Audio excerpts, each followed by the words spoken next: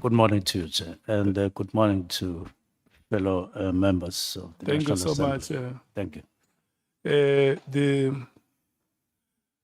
The staff of Parliament, good morning to you.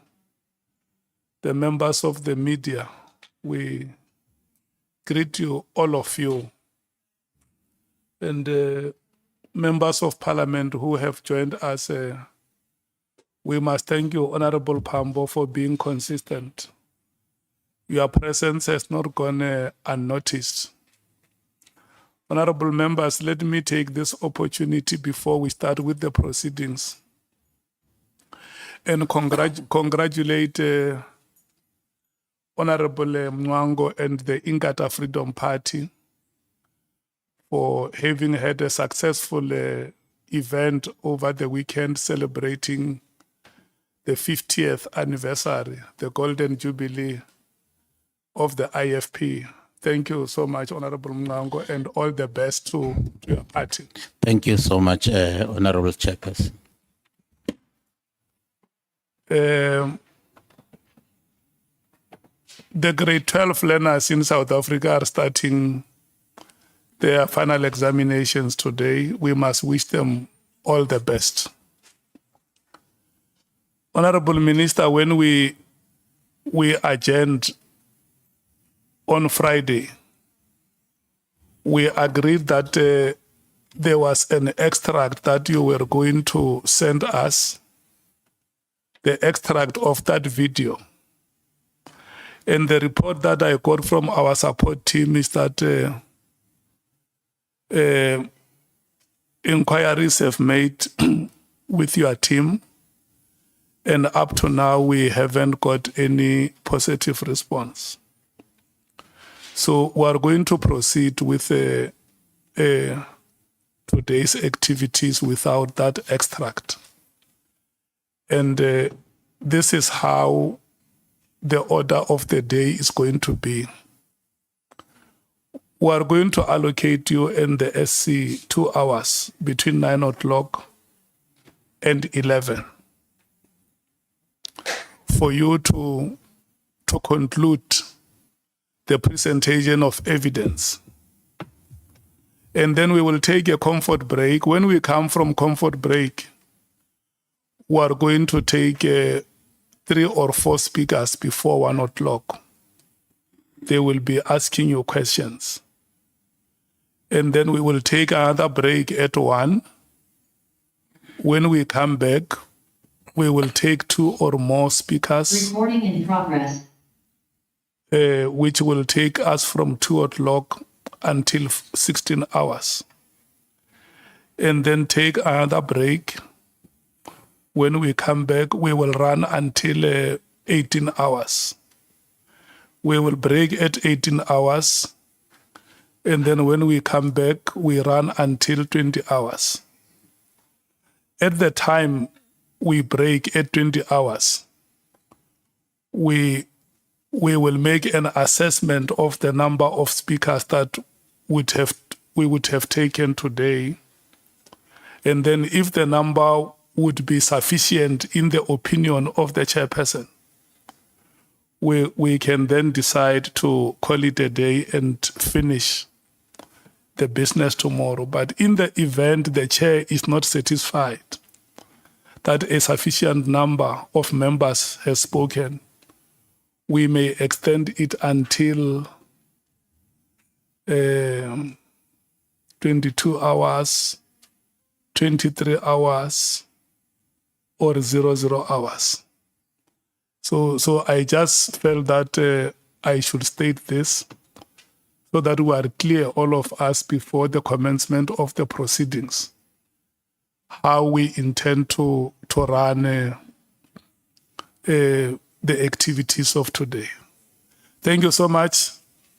With those remarks, Senior Counsel, the ball is in your court. Let's start rolling. Thank you so much. Thank you, Honourable Chair, Honourable Members, Minister Mchunu. Good morning. I think the one housekeeping matter you've already addressed, that's the question that was asked by Honourable Malema about the exact timestamp in the audio recording which you provided on Friday, Minister. So hopefully you'll get that to us as that's the clip where you allege that General Mkhwanazi had threatened you or used threatening language, whichever. The other issue is that you have requested us to play a clip of the 5th of March Portfolio Committee meeting, where again General Mkhwanazi had made allegations that you know Brown Mogotsi. Although I must say, Honourable Chair, that it's the transcript, the full transcript of what he alleged and your response is in the transcript, which is in bundle 4 at pages 22 to 162. But you had requested the exact clip, and we'll comply with it. Otherwise, Chair, if I may just in advance, well, firstly, apologize to the Minister that occasionally it might appear that me or Mr. Kilala, we're not paying attention to his responses, where we trying to exchange some documents. And today I think it's even worse with the little cramped space that we have. We also work together as a team, so occasionally she would either refresh my memory or ask me something. So it's no disrespect to you. I think it's from us being used to being in court, where you always tell the witness, you ask a question, and if you respond, look at the judge, don't look at me. And then in that time we might, but in this setting, we're looking directly across each other. So no disrespect is intended, Minister. So we appreciate your indulgence. We're going to deal with 4 topics in the time that we have available. Brown Mogotsi,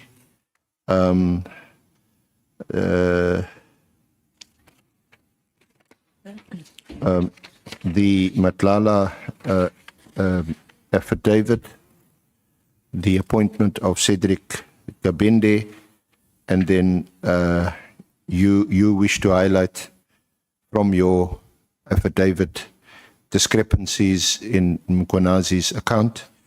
From a house point of view, we also want to point out that the statement that you made about meeting with the president and so on, it's not in your statement. It could be an oversight on the part of, because I recall ironically enough that we added in our draft that we presented to your team. So that may explain that it's a genuine oversight. Yeah. So just in relation to Brown Mogotsi, the allegations, as I said, it is contained in the transcript which I've referred to, and the allegation. Or let me first ask you, because you've requested this, could we play the particular clip that you've requested to be played? Darata?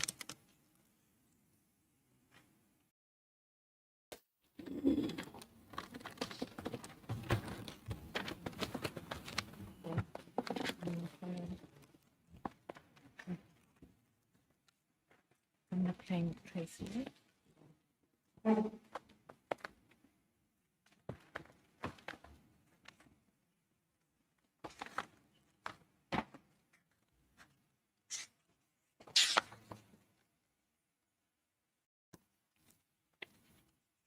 Said that, I quote, the minister is briefed. He has just arrived in Lusikisiki. You will recall, colleagues, that we had an incident in Lusikisiki, a mass murder that happened there. and the Minister of Police had gone visiting the families and that crime scene. So after this communication, the Provincial Commissioner called the Chief of Staff, Mr. Nkabinde, the Chief of Staff of the Minister of Police. Just one moment. I thought we would start with my comments on the 5th. Yes. On the 5th of Yeah, June. no, you're absolutely March. And right, then go to Minister. The first clip is the 5th of March before the Portfolio Committee. Maybe ask to start with Mkhwanazi.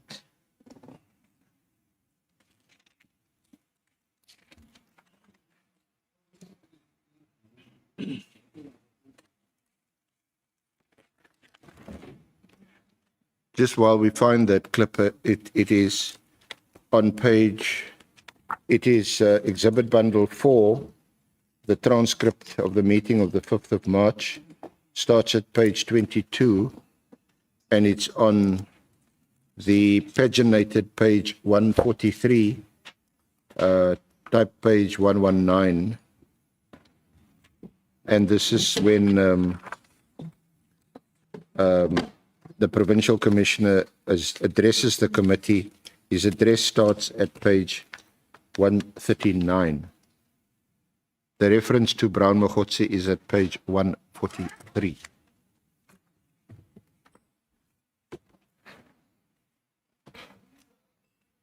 But I think I picked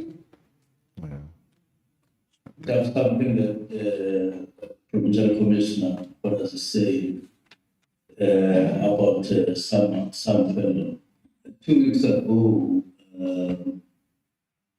it does happen in a week or 2, 3. I think a week and a half ago, I got somebody insisting that there's somebody who's going to say he works with me wherever I am. He is there. I said, show me the face. It got to a point where he showed me the face, and I told him I don't know this person. And a week before, there was another person in Mchunu who said, "It's my young brother, my young brother." And I don't have any other. And so when the person says you really, so I think we must be very circumspect when people come to us and say I must be an associate of this and that. I'm not the person that Mkhwanazi referred. I appreciate whatever they discuss, and then those things come out so that I understand who is saying what, where. So,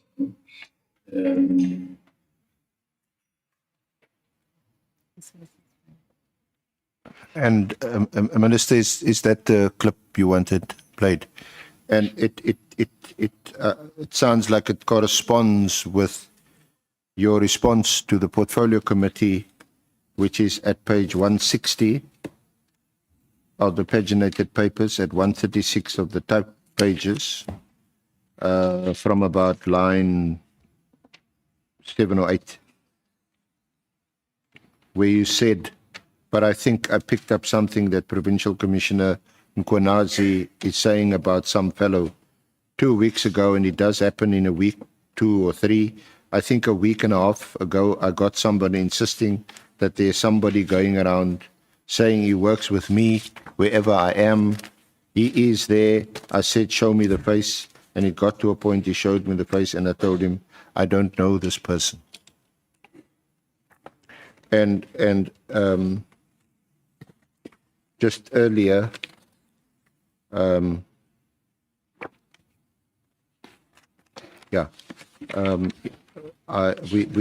we've already referred to Mkhwanazi, who got a phone call.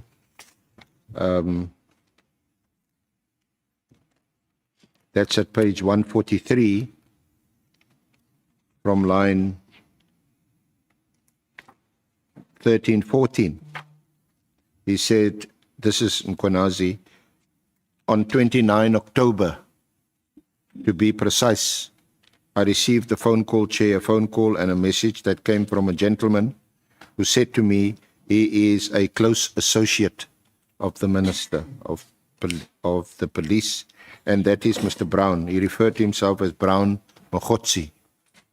This Mr. Brown Mogotsi, who had described himself as a close associate to the Minister, indicated to me, which made me believe that it is a close associate of the Minister, because he said to me he was joining the Minister of Police to visit the Lusikisiki massacre, and that happened last year, and because I did not trust him, I called the Chief of Staff to try and establish who is this gentleman.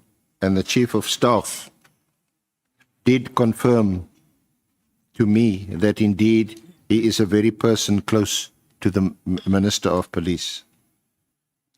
But what surprised me about this gentleman is that he then indicated to me on a message that he sent me when he said there is an internal attempt to discredit me through the defeating the ends of justice case.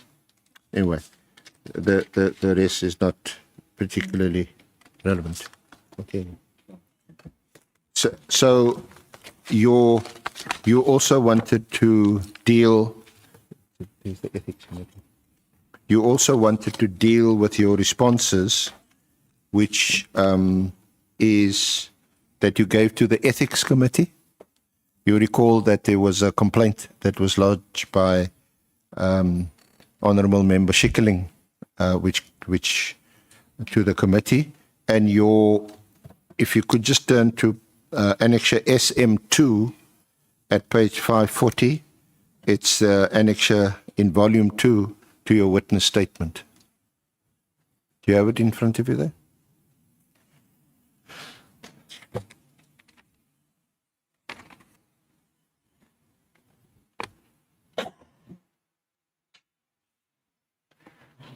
At page 541, this is from your affidavit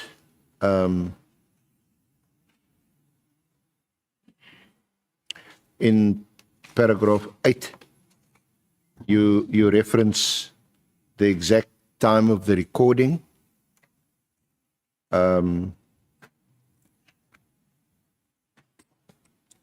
And then you also refer to your response, which I've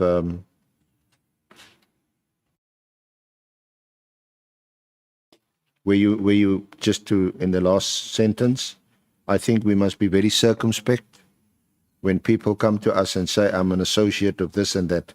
I'm no associate to the person that General Mkhwanazi referred to.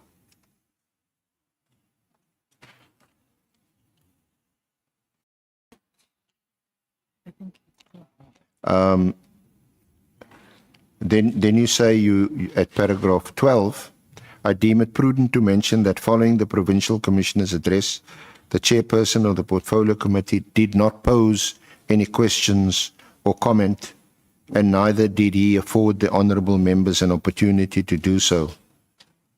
Had there been a direct question from any member asking me whether I know Mr. Brown Mogotsi, I would have answered in the affirmative.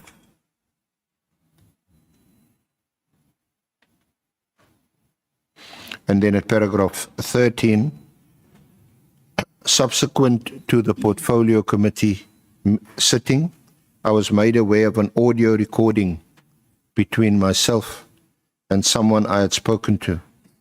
I do confirm that the telephone conversation is true, but unbeknown to me, it was being recorded.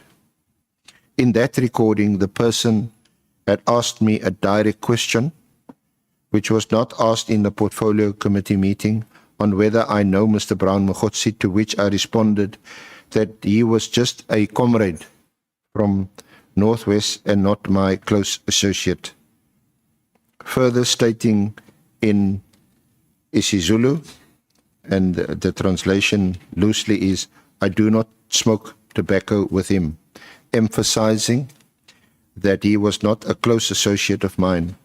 And then he said the recording is available on TikTok. I think there was an attempt to make it available, but he couldn't get the audio. And then at paragraph 15 on page 554, you thereafter issued a statement on the 9th of July titled Statement in Response to Allegations Regarding the Minister's Alleged Association with Mr. Matlala and Mr. Mogotsi. In that statement, I mentioned that I do know and have met Mr. Brown Mogotsi, but further mentioned that he's just a comrade and not an associate of mine. And then at paragraph 17, you refer to the Oxford Dictionary and the difference between an associate and a comrade. You said, associate and comrade, as per the Oxford Dictionary, the word associate, which is a noun, means a partner or companion in business or at work, whilst the word comrade, which is also a noun, refers to a colleague or a fellow member of an organization. It is in this context that I denied Mr. Brown Mogotsi being an associate of mine. Close or otherwise, I rather stated that he is a comrade, as we are members of the same political party and have engaged on party and service delivery matters on a number of occasions. Do you want to elaborate any further, Minister? Thank you very much, Chair, and thank you very much, Evidence Leader and honorable members. As you heard, in the Portfolio Committee of the 5th of March, after all other reports, I was asked by the chair whether I wished to make comments, and I made 4 comments. The first comment that I made says, I was approached by somebody who says there's somebody who goes around as per the clip, saying they work with me and they travel with me. And I asked to see the photo. In fact, we had a small conversation, after which I said, I wish I could see the fellow. And if he called, and then he showed me the photo.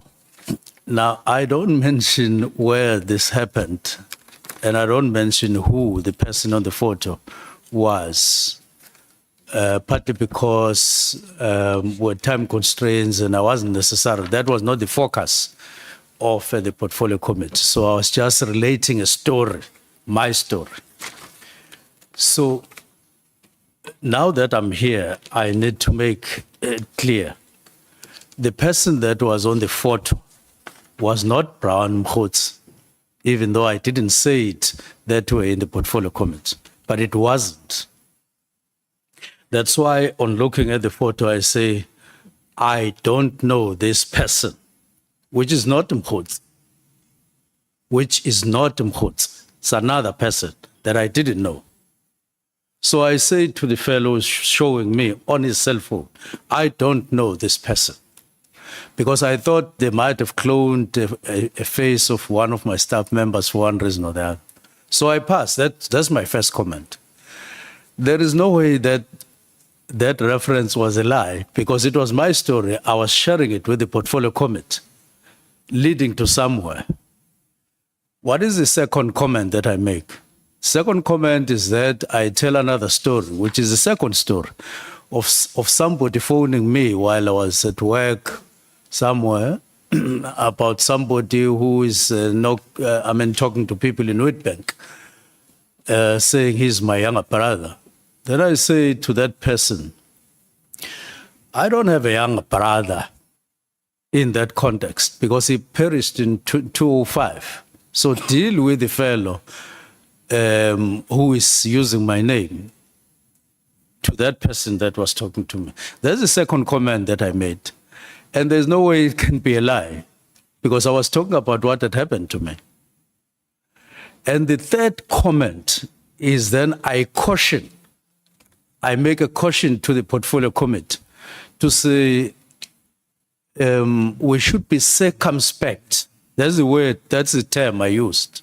We should be circumspect when your name is dropped here and there. It doesn't mean that it is like that. Having related that those two personal stories or personal experiences. Then I make the fourth comment. Now, directly relating to what General Mkhwanazi had said about Mogotsi being my associate. So I say the person that General Mkhwanazi is referring to is not my associate, it's just a comrade. This is now Mogotsi directly. Now, so that is what I did. Now, what do I mean by, what was my personal understanding about an associate, even today? I know a number of honorable members here, others for many, many, many years. But they may not necessarily be my associates, at least the way I understand associate. They are people that I know. Like Honorable Albert Mngwangu, I knew him long ago, when were vehemently opposed to each other in KZN. But I have never regarded him as my associate. It's just somebody I know. Thank you. Now, that is what I was explaining there.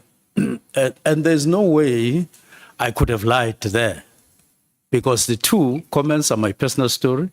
The third comment is a precaution, to be circumspect. And the last comment is then to deny. Now, what complicated things in my view is that when General Mkhwanazi made his statement on the 6th of July, he then tells the public something twisted. He says, Minister Mchunu said he doesn't know Brown Mogotsi in Parliament, which I never said. I never said. But he tells the public something twisted, saying, I said in Parliament, I don't know Mogotsi. When I actually said I don't know the person who was on the phone, not Mogotsi, and that was not Mogotsi. He told that to fit his narrative, if he was not making a genuine error on his part, one of the two, he can explain what he was doing, whether it was an error or he said something to the public that was calculated to suit his narrative. I never said in the portfolio committee, I don't know Mogotsi. I said he is not my associate. Somewhere, I think it was in here in the portfolio committee, or no, in the ad hoc committee, or in the Madanga Commission, he said it doesn't differentiate between knowing. He even spoke about a friend, the difference between a friend, knowing, comrade. He said something like it's similar to him. That is to him, not to me. I differentiate. That's why I use the dictionary to say, in fact, from where I sit, once you say associate, I would think of some partnership, some work relations. I think, Minister, I think I, as evidence leader, I accept that you know him and that he is not an associate of yours, as you explained, and that he's a comrade. I think I understand the difference between the two. Okay. An associate is a bit closer in a business sense or some other sense where there's some kind of relationship. So that is... I do want to conclude, though, and say, when I heard that there are members of this Honorable House who have taken me to the Ethics Committee and Code of Conduct, after which I was given a deadline to submit an affidavit, I did so, freely so.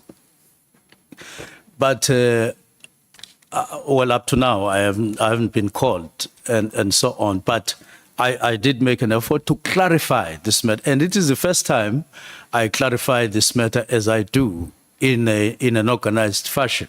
since Mkhwanazi made that statement. So you're satisfied that your I'm response has satisfied, now except been... the issue of the lady. That lady pretended to be worried about what was happening between me and General Mkhwanazi after the IP'd kind of conduct to him, speaking like she wanted to sort of bring about an understanding so that we could, from where she sit, reconcile, which I was fine with. I said, okay, I'll brief you.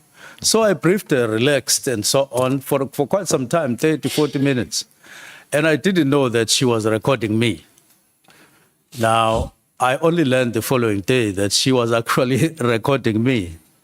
And then when I followed up, I realized that she was on a platform that is associated or is said to be administered by somebody who is a member of MKP, that is Mkhwanazi's party. So I thought this lady must have been a sniper of sorts, thinking that I would sort of say something that she would have needed. And I just, unknowing to me that she was recording, just stuck to what we were discussing until the end. But underline the fact that in the conversation between her and myself about Brown Mogotsi, I do say Ang Peminai, not requested by her, out of volition, explaining myself. I said, Ang Peminai, and this is Zulu, when you say Ang Peminai, you mean you are not close. It's known by everybody that in this is when you say I am Pemna. So, Mr. Minister, you are not an associate. That's what I need to explain. Honourable Minister, can we just move a bit forward? We have a limited time, and but I just want to be satisfied that you said about Mogotsi. So for how long have you known Mogotsi? Since 2017. 2017. And you know him as a comrade who's in the same political party? Only. I in the period, I've never asked him whether he's married or not. I've never gone to his home. I've never gone to look at soccer or restaurant.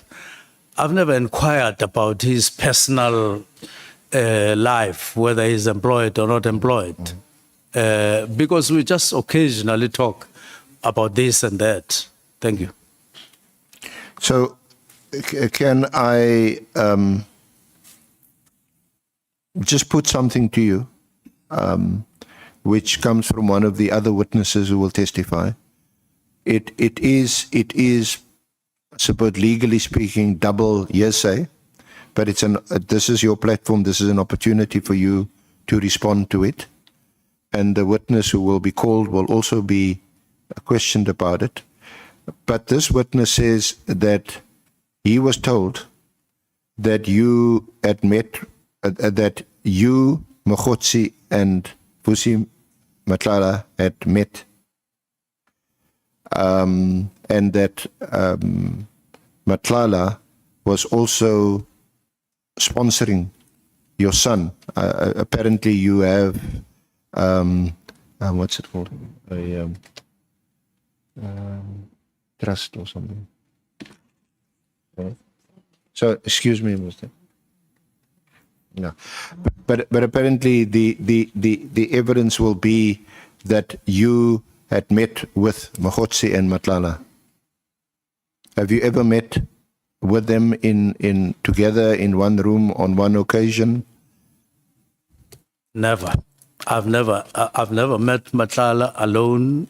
I've never met him in the company of Mogotsi, and possibly in any other capacity. He's not somebody that I know. He's not somebody that I've spoken to directly or indirectly. He's not somebody that I've had anything to do with Matlala. So I don't know him. Oh, yeah. So, Minister, if I may just turn to, can I take you to Exhibit Bundle 3, EB 7, that is an extract of the WhatsApps that we sourced from the Matlanga Commission. These are extracts from their WhatsApp bundle.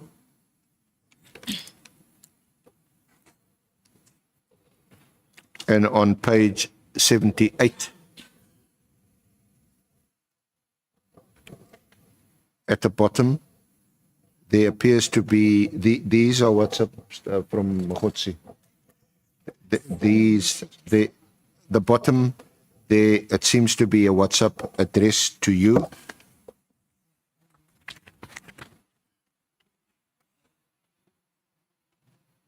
And then on page 78, this appears to be addressed to you. Minister, I'm going to get the case number and this judgment for you. Now we got something proven by the court. This is the matter now which either Sabia or the minister can charge Kumalo and apply Rule 9 of the disciplinary hearing. It took the Constitutional Court to release a man who was sentenced to life imprisonment through a forced Section 204 confession. Imagine Comrade Senzo, after 30 years of democracy, having this kind of policing. The good thing is now that there is not, these are not allegations, but a court judgment. These are apparently signal messages. Then on the following page, 80, there's a WhatsApp, Sunday the 26th, morning, Minister. I'm in Durban and can confirm that they got nothing on Phoenix Saga, and our contact says they couldn't even go to any bank. By the way, the girl is here also.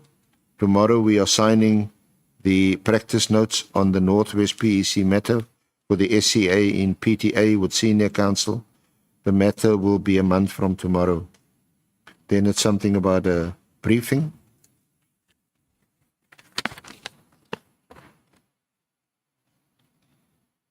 Any other? Yeah. So Minister, those appear to be addressed to you and your comment, please. Yes. Number one, I think these two messages they were sent to me coming from Mogotsi, if I have some recollection of them. Now, I wouldn't have responded to both, and I think I never responded to both, simply because I didn't quite understand what he was referring to in the first one, talking about judgment and all of those. And it wasn't, it wouldn't have been for the first time that Mogotsi would send to you something that you wouldn't understand unless you sat down. And so he sent that, and I looked at that, and I didn't have quite a good understanding of what he was talking about. But I didn't inquire, I didn't follow up. I took it as one of the messages that he would send to you, and you would know what they are referring to. On the second one, although you have made them disappear, first message, I do remember, well, that those messages that he sent to me, I think I do have a recollection of me receiving them. But I didn't know what he was referring to in those messages either. If you could play them again, just to see message 1, 2, 3, I had no collection of what he was talking about. And I don't think I went back to him to inquire, what is it? What is this thing that you are talking about? It's the same as the message that was referred to by General Mkhwanazi of Mogotsi, talking about me arriving in Lusikisiki, because I had not informed Mogotsi, and I don't think there's any staff member who had informed him. And when General Mkhwanazi made mention of this, I thought that somewhere Brown Mogotsi must have been sitting at home, looking at TV, seeing me alighting from the car because it was played live, and he types a message to General Mkhwanazi to say, "Minister is arriving," and General Mkhwanazi thinks that he is in Lusikisiki. I don't remember whatsoever. Mogotsi seeing him in Lusikisiki, and I wouldn't have known what he was there for. Okay. But TV, I mean, can be played, and we can research that to see if there was any face of it was a very serious matter, and they would have been seen somewhere by somebody that Ufunanu Mogotsi and so on. So he must have been typing this thing sitting at home somewhere, minister is arriving, which was seen by everybody in the public. And a notice had been given the previous day that I would be in Lusikisiki, and it went to public. And so he must have been doing, because I've sort of concluded afterwards that he's quite a bit crafty. In somehow. Sorry, Minister. Sorry to interrupt you. I need to just move a bit. So you confirmed that you did get this message from if I Mogotsi. recall very well. Yeah. To the best of my ability, do you have Mogotsi's number on your phone? Yes, I do. So when he messaged you, you would... Yes, I would see that it's Mogotsi. This message comes from Mogotsi. And I think I do remember these ones. But I didn't know. This is I'm not so clued up about this, but this is apparently on Signal. Pardon? This is on Signal. And WhatsApp, he would send those messages. So what is... And for your comment, but... The one message that you see at the bottom of page 78 of EB7 is a message that is sent on the 31st of December at, is that 11:18 or 18:48? 11:18. Yeah, it seems to be at 11:18 that you received a message. And of course, that's the same day on which you issued the directive on the 31st of December 2024. Is that a coincidence? Is there anything that one can read into that? That you were in Signal or WhatsApp contact with Mogotsi on the 31st of December 2024 when you issued the directive? Where is that message on the 31st? There isn't a message. It's just a... It just shows, well, as I can't go any further than what appears from the WhatsApp. Where is it?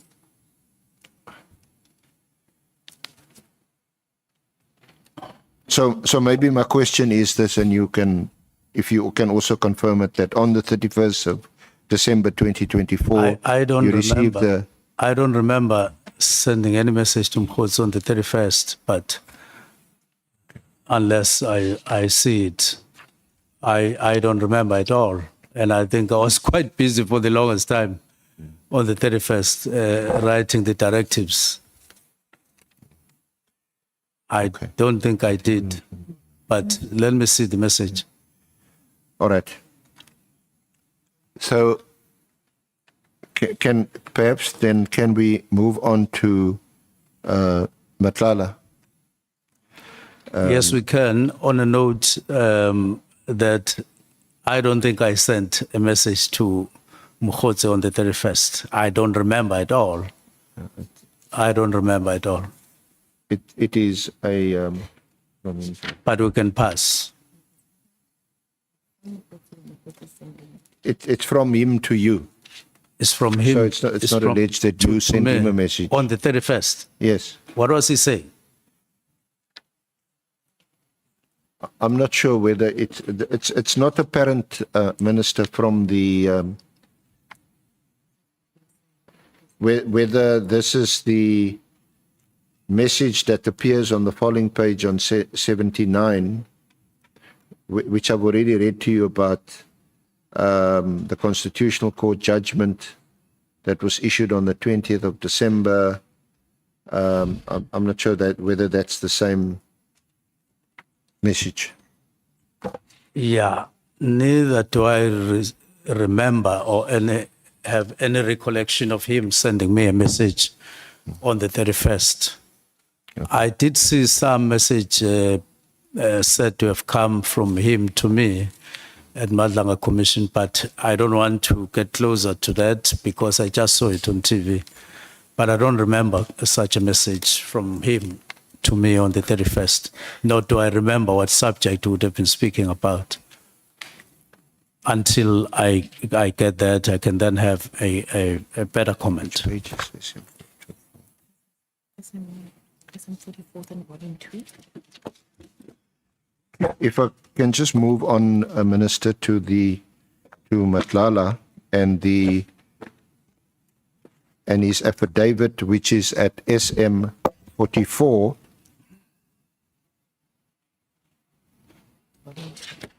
It's in volume 2.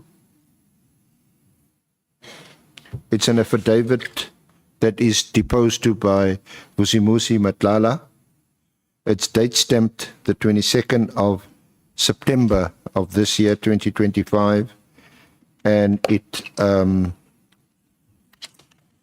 was commissioned by an officer at CMAX on the 22nd of September 2025. So,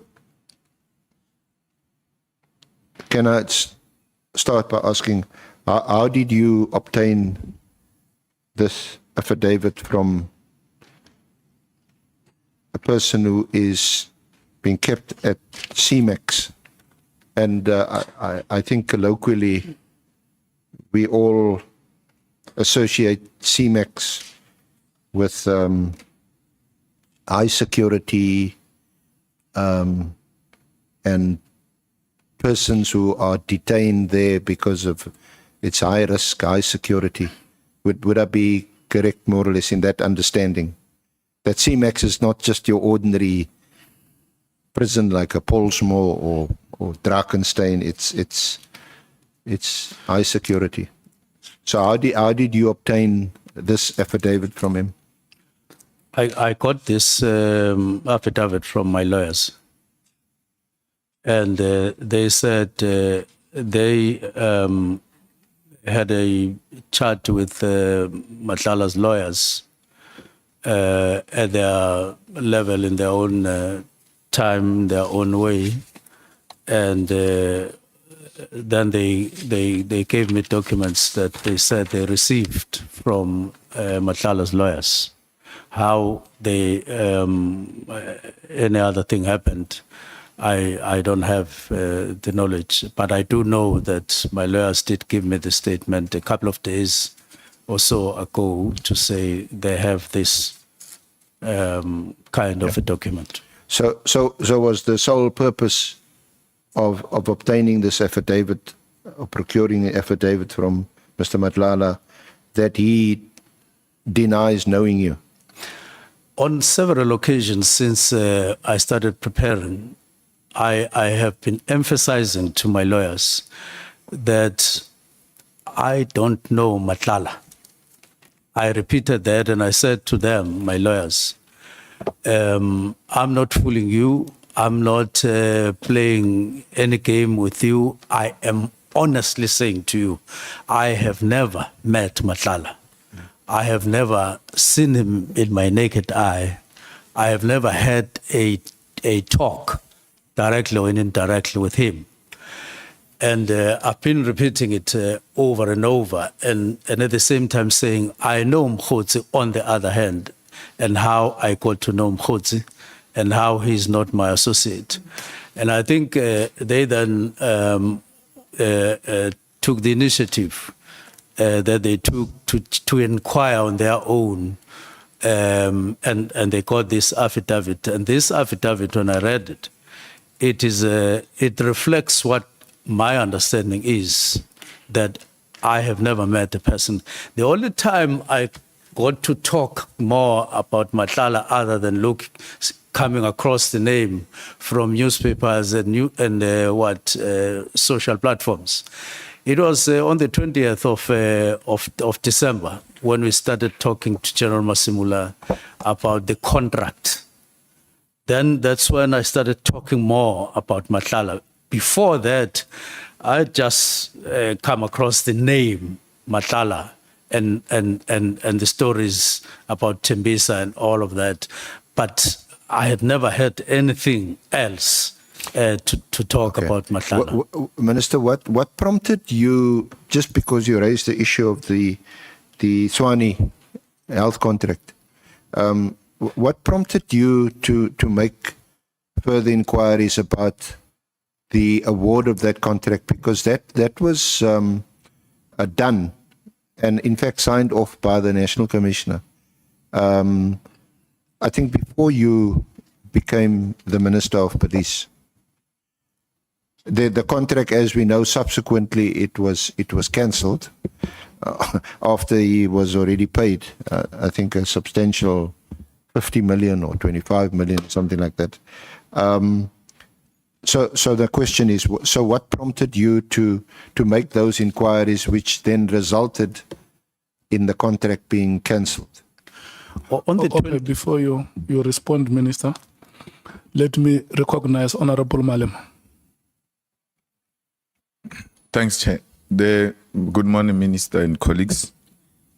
The SC is raising a very important point and is leaving it, where the Minister says, I never solicited an affidavit from Matlala.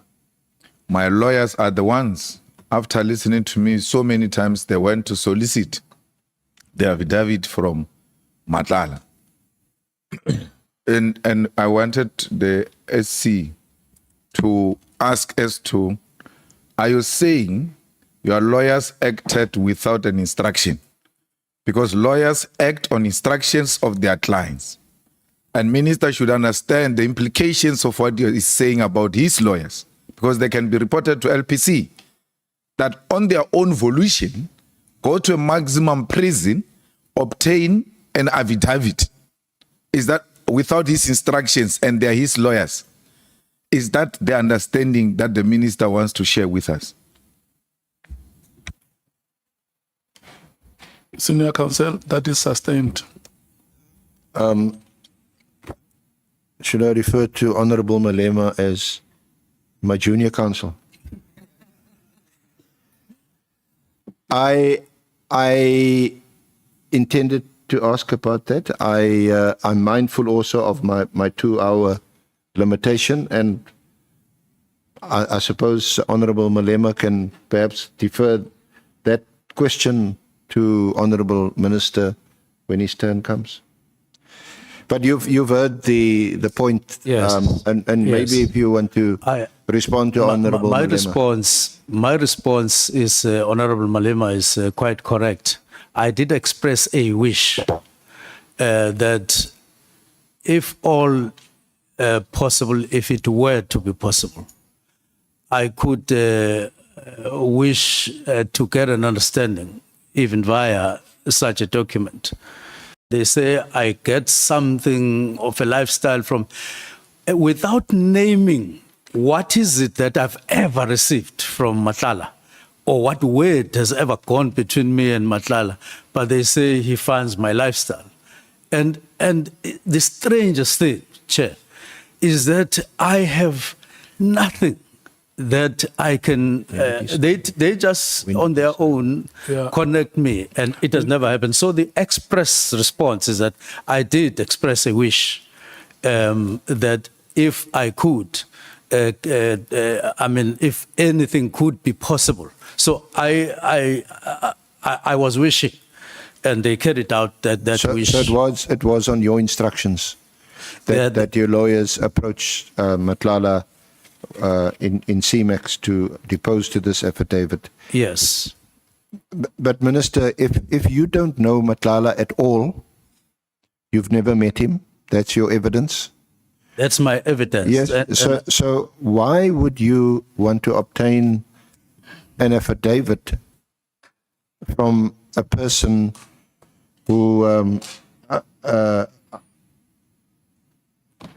has all these allegations against him and that's imprisoned at a high security prison? Why would our Minister of Police want to be associated with a person like that? The question or the answer to that question could be another question. Why would the minister not wish to get the word from such a person who people out there are trying so hard to associate with me when I'm not associated with him? Why would the public not be interested in getting to know what he has to say if it were all to be possible? I even want to say that I so wish that the Madanga Commission or even the ad hoc committee could call him to come here to attest or to give testimony on his own whether he really knows me. So the question is, the response to that is another question. Why would I spare any effort at all, seeing that everybody is interested in making me in connecting me, in trying to connect me with Matlala, when I am in fact, not at all connected to him. So I wouldn't spare any moment, and I expressed a wish. But I was on the 20th evidence leader on the 20th of December, answering your question when we took the diversion. In the interest of time, if I may proceed. Okay. Can I just also for the record, Honourable Chair, Honourable Members, and Minister Mchunu, that when I earlier referenced that the National Commissioner had by then signed the Swanee contract, it was in fact just signed by someone in supply chain, but the contract itself was signed in June of 2024.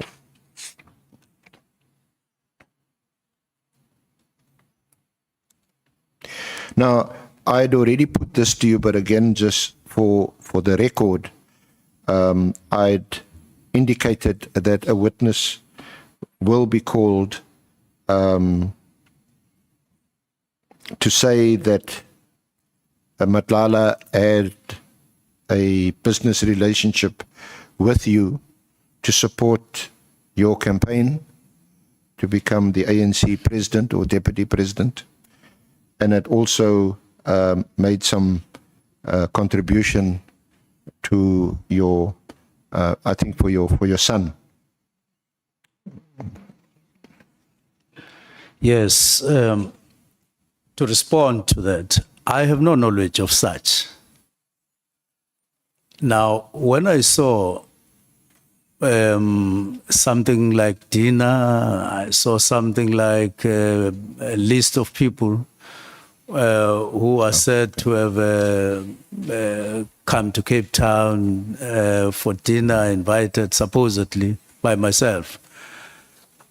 It almost shocked me because I had never had any discussion with anyone, Brown Mogotsi to be exact, about any dinner anywhere, about any contribution anywhere, and so on. So I saw all these things for the first time as we do this. As a matter of fact, I have a diary that is included here. Okay. To start with, I saw the list when I inquired, what list of guests are these? Because in January 8 dinner, it doesn't happen the way I'm hearing is said to have happened. You don't have your own dinner within dinner. You just go there as invited and you get allocated a table. You don't come with Just to your- assist Minister also perhaps to speed up. I'm sure that honourable members will also ask you questions on this, but you deal also with the January 8 celebrations on page 82 to 88 of your statement. It starts at the bottom. Did Matlala pay for my associates or guests in the January 8 celebrations? You may want to reference that or look at it. Yes. I'm saying I've never asked, or I didn't ask anyone to organize any dinner whatsoever for me during that period. And to be specific, I never asked Brown Mkhwanazi to organize any dinner for me for whatever reason. I didn't. Nor did I compile any list and gave it to anyone to be brought to Cape Town. I never asked anyone to organize accommodation or whatever for me. And as a matter of fact, to start with, my diary was pointing me elsewhere. As a matter of fact, I didn't attend January 8 dinner and rally in Cape Town. I wasn't in Cape Town at all. I left Cape Town on the 8th, and January 8 was going to be on the 11th. Because of, no, first it was just the ordinary program. This one, I think at George, I went there for that particular function. But then this is on the 8th, and then on the 9th, which was Thursday, I departed Cape Town for Durban because there was going to be a memorial service of Professor Bengu, who had passed on. And I'm a relative of him, and I knew him very well. And I was invited to speak at his memorial service at Ishawa. So I flew early in the morning, 6:05, to go to Durban and then proceed to Esho. That's where I was on the 9th. And then on the 10th, it was his funeral. So I went to his funeral, which was at Beguzul Hall at the University of Zululand, still in KZN. That is on the 10th. And after that funeral service, I then flew from Richards Bay to Gqeberha. That is Nelson Mandela Bay. An ugly incident had taken place there of a young police officer who got brutally murdered. And I went to his funeral because of the emotions and that were there, and to be with the family and with his loved ones. And that's how I spent those days. Now, I didn't know any dinner. I didn't organize any dinner. I didn't send any list. And when I saw the list of people called, said to be my invitees, I know of no one here. There's no one that I know that I would have invited to such a dinner. It's impossible.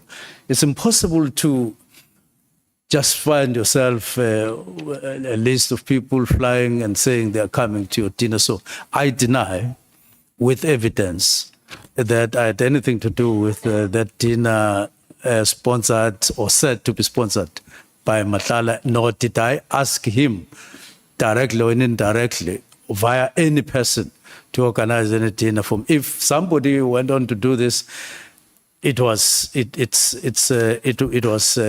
not on my behalf, not in my name. I never associated or got involved in such. It was all a surprise to me when all these things unraveled afterwards. Thank you, Minister. Okay, can we just move on to Mr. Cedric Nkabinde? He was your chief of staff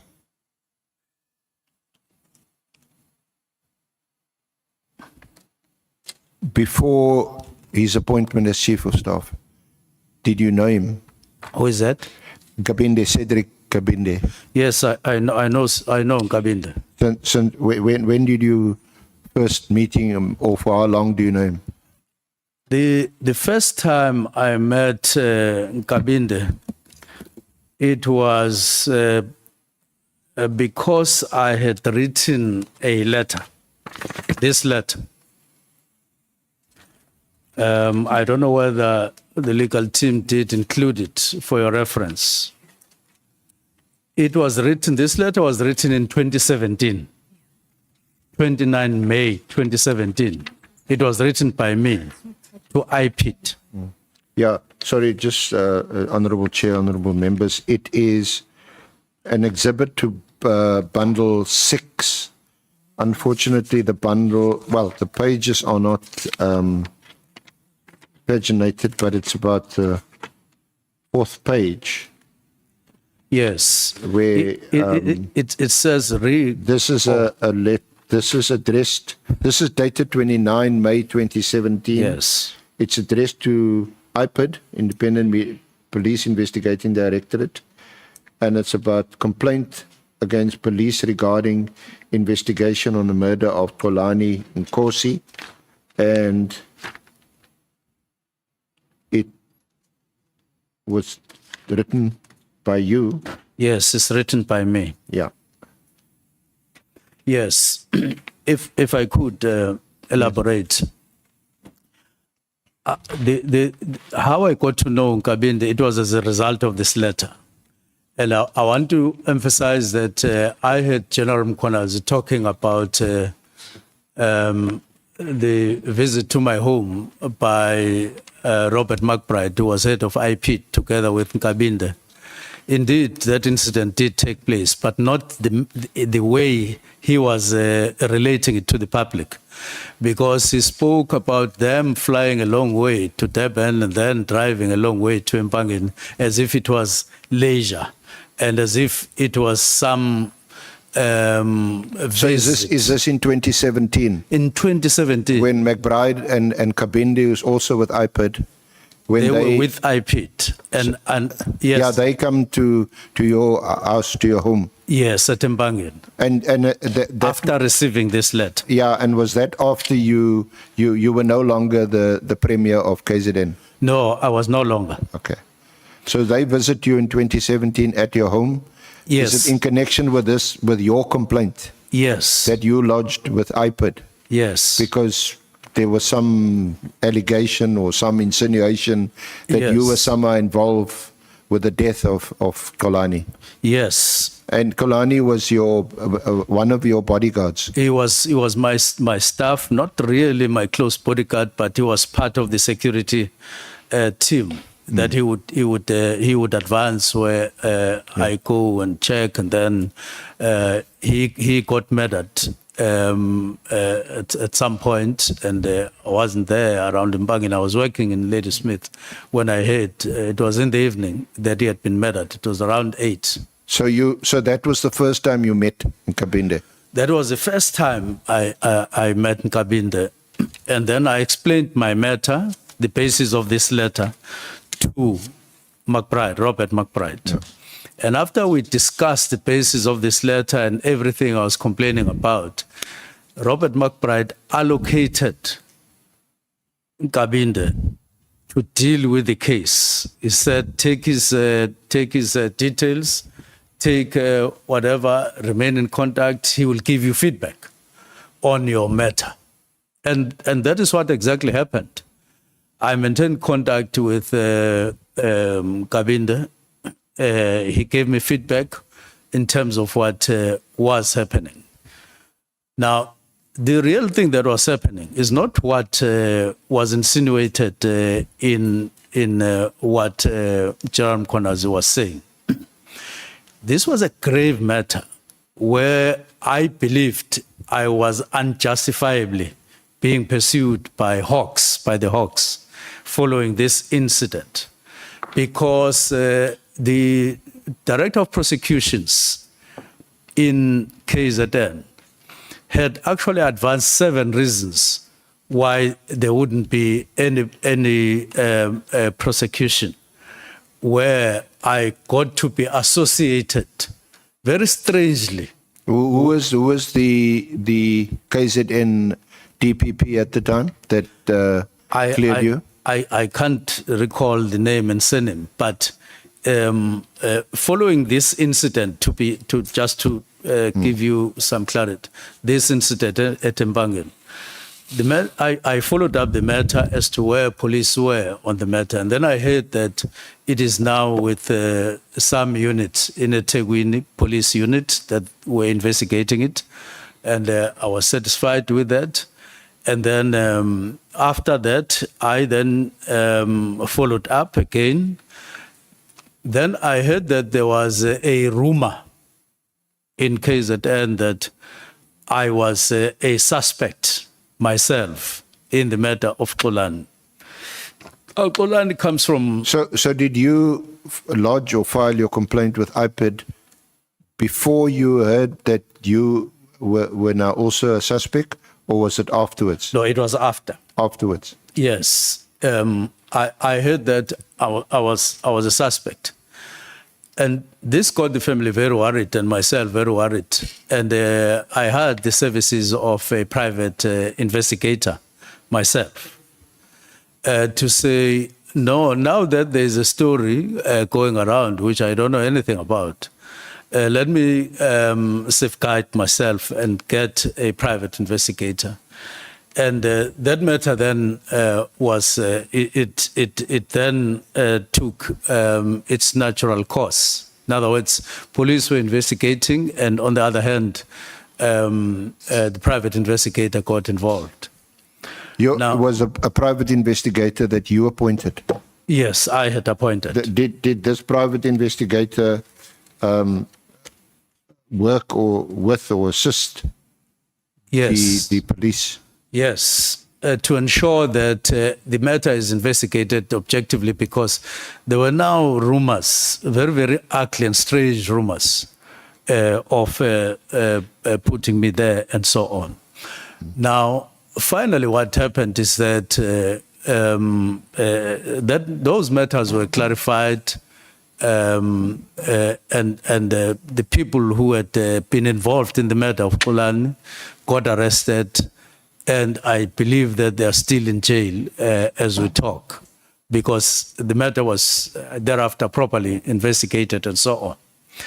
Now, the other matter of me being associated with him and then pursued, I smelled a rat and said, why would HOCs go out of the actual investigation? Because I do even remember that I spoke to Provincial Commissioner, he was acting, Jula, where I said, Jula, I now hear that I am a suspect. Look, if I am a suspect, this is my address, my home address.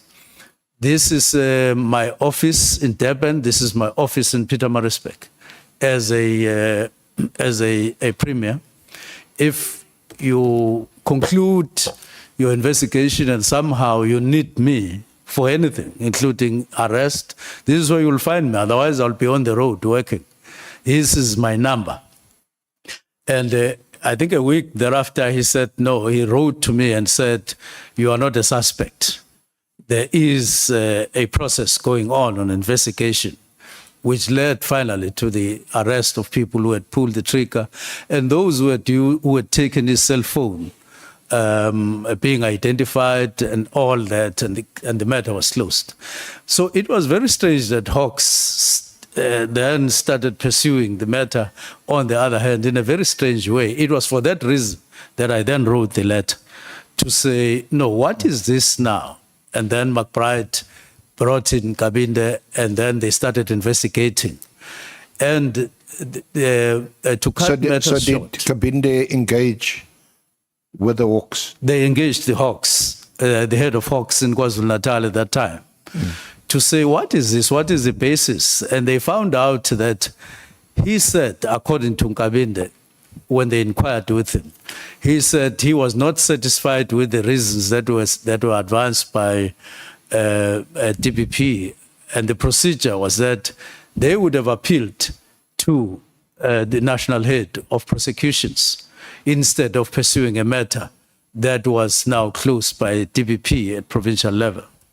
And that was out of procedure, what was happening. So once I'm sorry to speed it up a bit, Honourable Minister. So once the suspects were apprehended, they were prosecuted, Yes. and imprisoned. What happened, or what was your relationship with Nkabinde? He's now working for IPID. Yes. That issue has now been resolved. So just fast forward a bit. What did you continue to have a relationship? Did it strengthen with Nkabinde? Did it become personal? Just tell us a bit about that. It was now very loose and very relaxed, not pursuing anything, because I was now satisfied. I need to have mentioned that what I said to Chula was that you can pursue me if you feel I'm a suspect, but don't lose sight of somebody whose hands are with Xolani's blood, and there's evidence to that effect. Or you rather do both. Yeah. And I put that very strongly. And that led to that person being prosecuted and so on. But So Minister, with Kabinde, it was now very loose. It would be just a call here and there, not for anything. I just appreciated the way they had done the job. Now we heard this actually from Lieutenant General Mkhwanazi, that Nkabinde then left the IPID. I'm not sure whether it was a termination, a resignation, or a dismissal, but he left IPID. Yes. I think he had a fallout allegedly with McBride. Yes. And he left IPID. He was unemployed for a while, and then Mkhwanazi found him a job with a security firm. I don't know if you're able to comment on that or how much you know about it. If you don't have to comment on it. But yeah, so during this period that I'm referring to, do you still have a relationship with Nkabinde? Do you still know him? Do you still interact with him? Now, when I called Cedric in terms of the vacancy as Chief of Staff, to say he may submit a application if he so wishes for the panel that would interview them. I did check some detail on the profile, and actually, after I spoke to him, it is not exactly as General Mkhwanazi puts it. Cedric spoke to me that all the reasons why he had to leave IPID and circumstances thereof. After that, he got employed by the bank in their forensics department and so on. And he told me that General Mkhwanazi actually knows that Cedric got employed in the bank because he would invite General Mkhwanazi to functions of the bank because they were close, and he would attend. So he knows beyond any doubt that he got employed. So he found it strange that he is said to have been unemployed. Yeah, they were. I'm not sure what the position is currently, but they were friends. They were close. They were. That's Yes. how we hear about these phone calls between Mkhwanazi and Nkabinde. So, Well, I'm not let's sure. just fast forward a bit. This position of Chief of Staff. Yes. What was it? Is it an advertised position? No. What are the qualifications you need to have to be a Chief of Staff of a minister in government? Now, there is something called ministerial handbook. What happens is that when you recruit staff, you've got to look at the ministerial book and what it says about each position, and then you contact people that you think are possible candidates, and they get to a panel set up by the department that you are working for, and they get interviewed. I know this in detail because I was once Minister of Public Service and Administration, and I made sure that I introduce improvements that are in place today in terms of recruitment, so that you don't recruit anyone just because you love them or because they are associated with you or they are your relatives. We prescribed certain qualifications, because if you're chief of staff, you are actually a chief director. So it can't be that you get there because you are related to the current minister. You must possess, because you get a salary paid for by the public, you must be seen to be meeting certain criteria. So he had to meet the criteria of qualifications for a chief director together with in the other public people. in the public service. Definitely. And that position is advertised. No, that position is not advertised. It just gets proceeded with internally. Because I'm asking because you mentioned something about a panel. Maybe I got it wrong. Yes, I heard wrong. Yes, it gets processed by the department itself internally. That there's you are supposed to have such a number of staff members, and we are ready with the panel. You can give us names and so on, including internally. People get to know inside the department that. So how does the panel get these names? Is it an internal? It's an internal arrangement that you give them names of people, but other people get to know that there's a post internally within that department, and they apply. But it is a risk thing in the sense that when anyone who works with you, who agrees to work with you, has their term attached to your term. So being minister, you get appointed, but at some point you get appointed, you know that you will get disappointed at some point.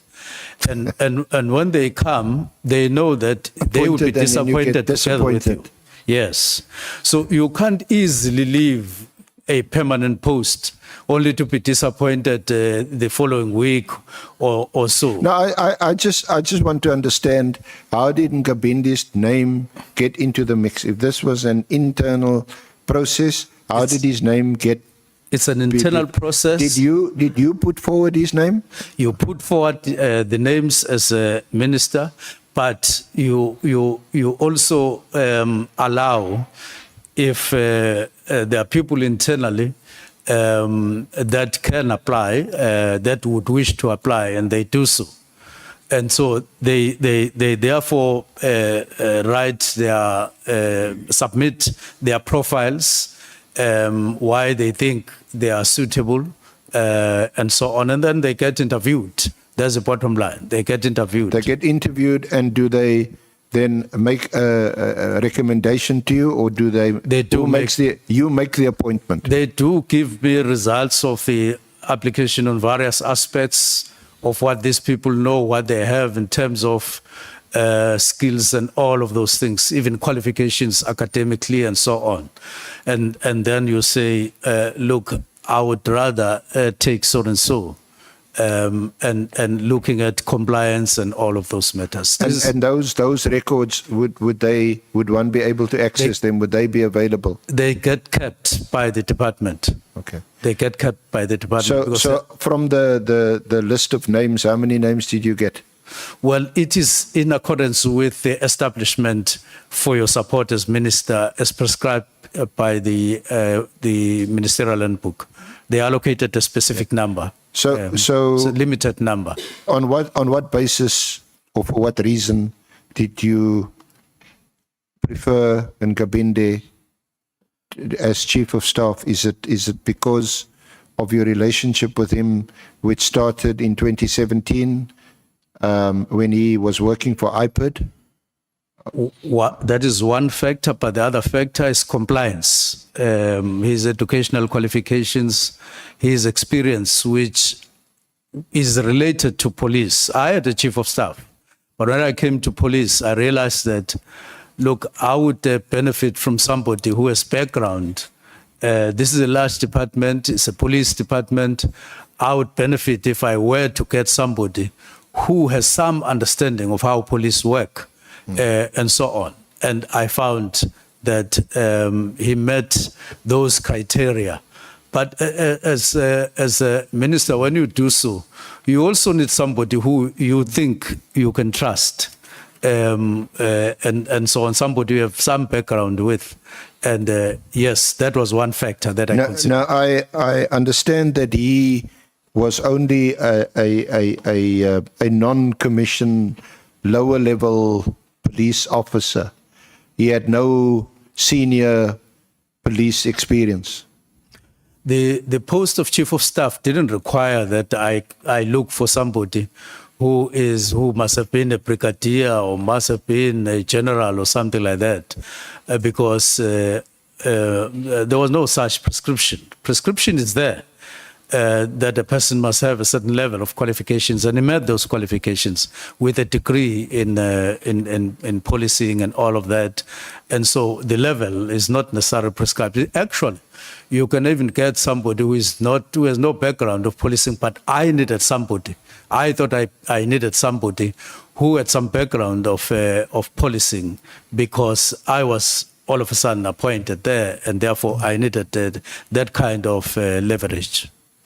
And I suppose the other maybe unwritten criteria or qualification, or rather criteria, is you need to appoint someone that you can trust. You definitely need somebody, especially chief of staff. Yes, that you have a certain level of trust with. But at the same time, you can trust a person, but only to find that they have no related experience, nor do they have qualifications. And therefore, it's quite a number of factors that you have to consider when doing so. I also asked because there is a WhatsApp, which I'll find, or ask to find, where I think it's Mogotsi or Matala, they say that they're looking for your number, and then it says that they should ask Nkabinde for your number. Are you aware of it? Do you want to comment on it? Not. Or would this be the usual protocol? If I want your number, Honourable Minister, do I have to go through your Chief of Staff to get your number? Now, I'm not sure I'm aware of that, but in case it happened, it wouldn't have been something that would have happened for the first time. They phone PAs, they even phone other people that I work with looking for the number. It depends on who the person who wants my contact gets to know or to get to contact. It's not just the chief of staff only, but they also do talk to other people that I work with. In some cases, they even talk to my wife wanting my numbers. But that's at a very personal level, isn't it? Well, not when it comes not to necessarily. work or business relationships. You lose quite a chunk of your private life. They would phone her on something related to my work, wanting an appointment or something like that. Even my children, in some cases, they phone them and they say, give me your number, only to find that it's something related to work. A person requires an appointment with me for some reason or the other. It happens. But Minister, of course, it's in this context, because yes, I'm sure you'd be concerned about it. I mean, it's in the context of, you've heard various allegations about Mogotsi and Matlala. It's in that context that there's reference to him and that he'll provide your number. Is that appropriate? Is that a satisfactory state of affairs? Now, I don't know what Senior Counsel is talking about, because I haven't come across it where the two would have wanted my number from Chief of Staff, but if it did happen, I'm just wondering what they would have wanted that number for and when and all of that. But as I indicated earlier, I indicated that I started interacting with the name Matlala, not him, after the 20th of November. So if they were looking for my number after the 20th via the Chief of Staff, it could have been something to do with that issue. But even there, I would still, wonder what it was all about. Okay. All right. Yes. Thank you. Then you, I'm moving on from Nkabinde now. Yes. You wanted to reference some, what you call discrepancies in Mkhwanazi's account, and it's in your statement at page 33. Yes. I wanted to touch on those briefly, on those discrepancies. Which bundle? Page? No, it's not 33. It's page, it's 24, sorry. Page 24 to 33. 24, there's a subheading, discrepancies in Lieutenant General Mkhwanazi's accounts. And it goes to page 33. Yes, I'm trying. You want to address that? I'm trying to get some assistance to get to those. Oh, yes. Yes. Well, I wouldn't want to take a lot of time, seeing that we don't have as much time. I'll just make a few references where I came across very, very, very concerning discrepancies.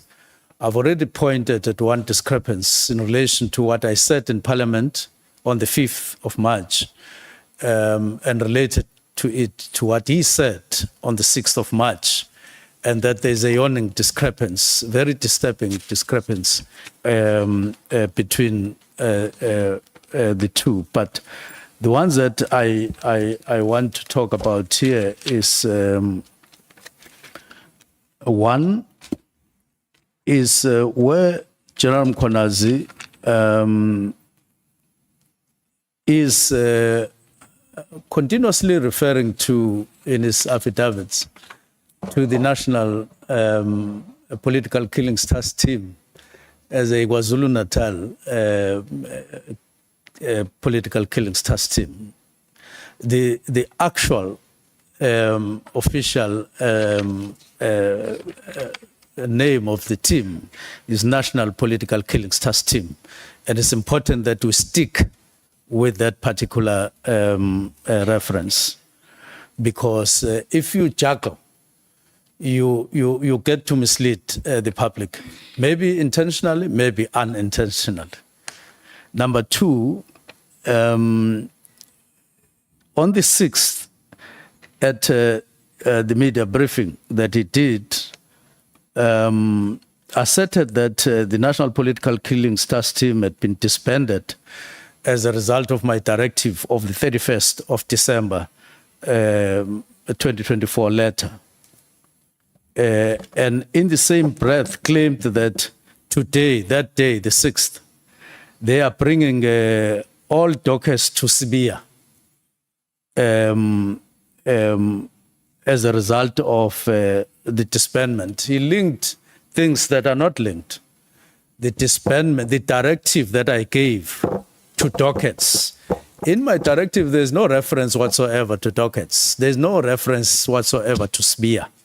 So when you read the directive and you make a public appearance shortly thereafter, or sometime thereafter, and you say as a result of that directive, I am now taking dockets, you make the public believe that following your directive, you are now taking the dockets to a Sibia, and you link the two in a troubling kind of manipulation or manipulated Yeah, I think kind of I think it's relations. pretty clear to me, Minister, Yes. that The next one, that the dockets were requested by Sabia and not Yes. by you. but in the Madlanga Commission, General Mkhwanazi then changed completely, and he then spoke about acknowledging the continuing operations of a national political killings task team, notwithstanding my disbandment. He did say expressly that work is continue to operate even in 2025. That's what he was saying.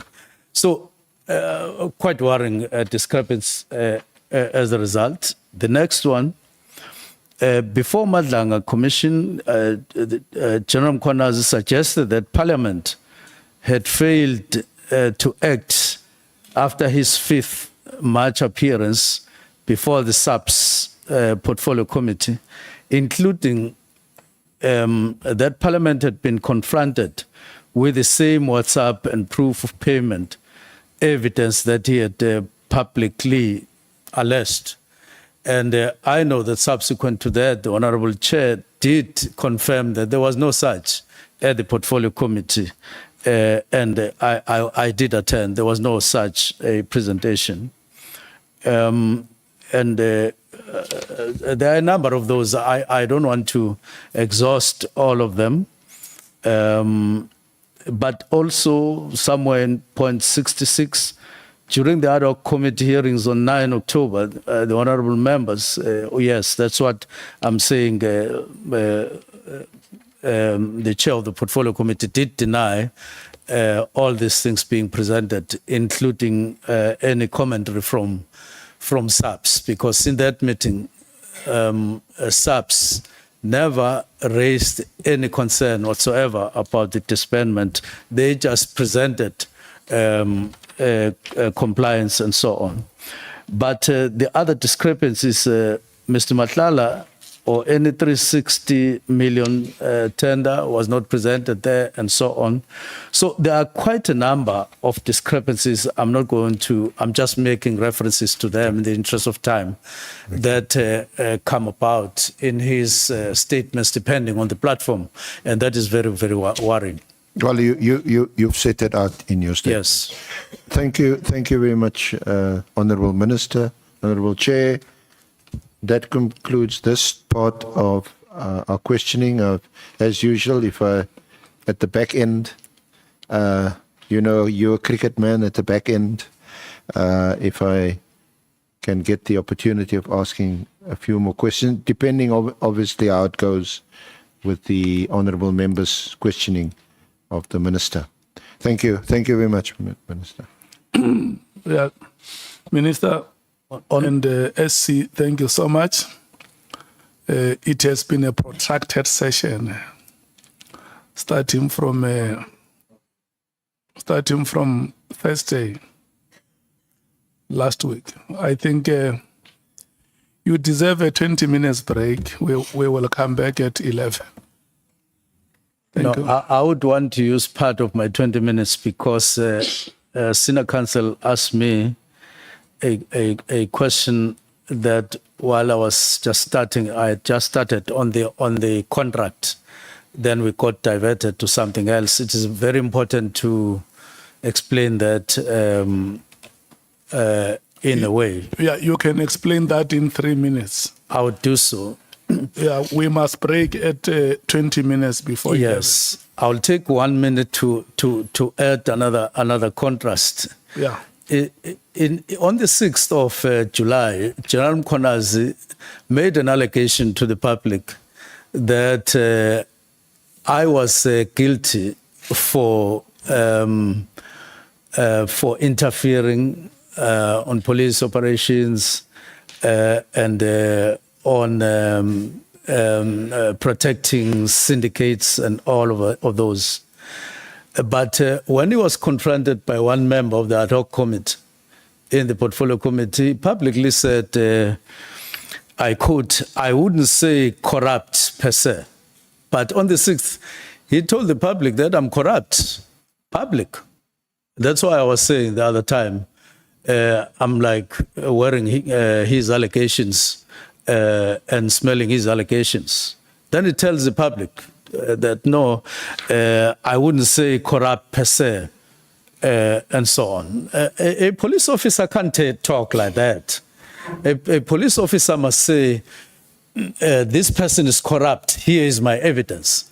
He can't become a politician per se, although chair members, because of what has happened, you are now looking at the trust. You would have looked for the trust and for any other thing and put it on the table and then go to the TV rather than going to TV first. And then you come back, you say, I'm looking for this. Otherwise, all of us would be guilty on a daily basis if police officers in South Africa just go to TV and say, you are corrupt, but I'm looking for evidence. I'm looking for this and that and so on. That's the first thing. Very, very worrying contrast if we could have high-ranking officers working like that in the Republic. But let me go for this. On the 20th, Chair, it's important to highlight that it is Minister of Police, Senzo Mchunu, who at this moment is on suspension, who initiated the cancellation of the tender, 360 million. And I read that News 24 article early in the morning, just after 6. And when we were flying to KZN together with the National Commissioner, I gave him my cell phone. I said, have you looked at this thing, this article? And he looked at it and he said, yes, I know about this. I did make an inquiry with supply chain about this, and they said, no, the tender had been done properly. That's what National Commissioner said. And he added by saying, if you want a briefing, I can organize a briefing for you. And I said, National Commissioner, I would want a briefing because if the portfolio committee asked me about this, I wouldn't be able to answer, even though it was awarded before I came. And that's how we landed at the process that was now reviewing this, which ended up with all of us agreeing that the tender was so flawed that it actually shouldn't have been awarded in the first place, and it led to its cancellation. So I want this ad hoc committee to know, and everybody to know that I initiated the cancellation. So I was very worried when National Commissioner made a joinder at Madlanga Commission saying he wonders whether I knew that the tender belonged to Matala. The article I showed him on the cell phone was clearly written Matala. He saw it. So I didn't know why he is now wondering that I possibly may not have seen. Now, supposedly twisting the sentiment to the public in a worrying, manipulative manner, that I showed him the article blindfolded, and had I known that it was the tender belonged to Matlala, was awarded to Matlala, I wouldn't have done what it did. I want to make it public that I got both shocked and disturbed by that. I have very good relations with National Commissioner. He would have known me by then, and it shouldn't have surprised him. And even now, if I see the thing, I would still have said, cancel this tender. And that's why I engaged on the process and saw it to the end. I saw that the tender had been awarded to Matlala. I deliberately initiated this and followed up even in January, leading up to the cancellation. And I confirm that I stand by that initiative. Thank you very much. Thank you so much, honorable members. May we break until 11 o'clock.